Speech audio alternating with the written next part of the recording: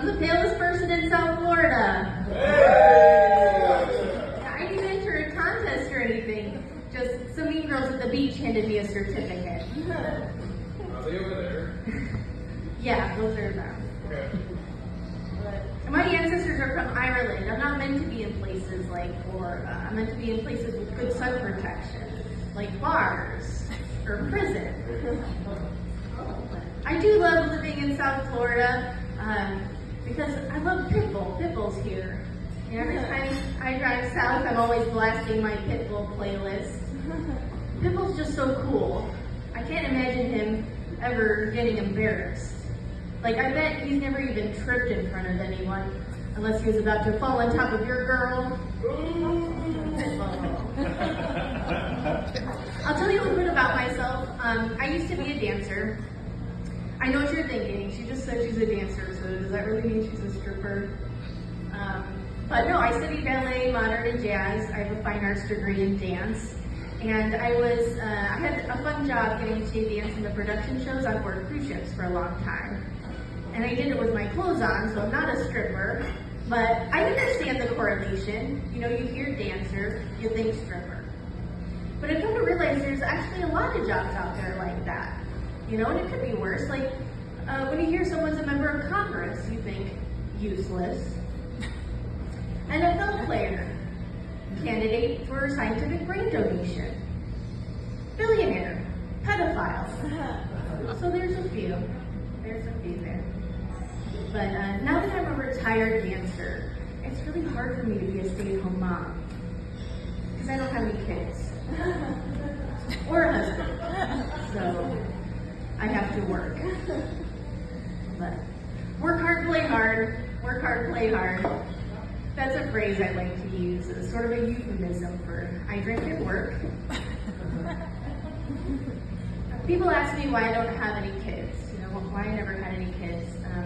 And the truth is, I just never really found the right time for me to give up soft cheeses for 9 months. Did you know that when you're pregnant, there are certain things you need to avoid, like soft cheese, sushi, methamphetamines? This doesn't really align with my lifestyle. Also, I don't think I'm particularly equipped to keep a toddler alive long term because I like to do a lot of drinking near pools. But people are worried about me not having kids. They're like, who's going to take care of you when you're old?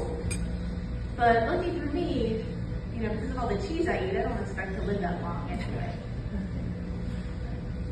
I do have a boyfriend. We've been together for about 3 years.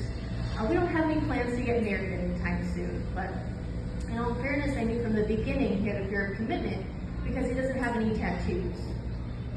Like, I guess it's just easier for people with tattoos to get married and have kids because they're used to making mistakes they'll regret. That's a good one. Get on. But when we were in high school, we both played sports. My boyfriend played football. I played softball and basketball. And when you're a guy and you play sports, it makes you cool. And when you're a girl and you play sports, it makes you question your sexuality. My parents knew I was gay before I did, because I'm not gay. So I had to kind of reverse come out to my parents, which was tough, because they were really counting on that basketball scholarship. But it's hard to disappoint your parents, especially as an only child. And it's hard to be an only child, particularly for me, because I always felt I had more middle child energy. And being an only child is weird. Growing up, it was like having 2 adult roommates who were strangely obsessed with my vegetable intake. Since then, I have never had a roommate who cared how many vegetables I eat. They have, however, expressed a lot of concern over how much vodka I drink. But I try to keep it classy. I try to drink wine because it's really sophisticated. So I've been trying to learn more about wines, particularly wine pairings. And I discovered that a nice, full-bodied red pairs very nicely with my self-loathing and shattered dreams. Whereas I find white wines pair better with Vicodin. All right, thanks everyone.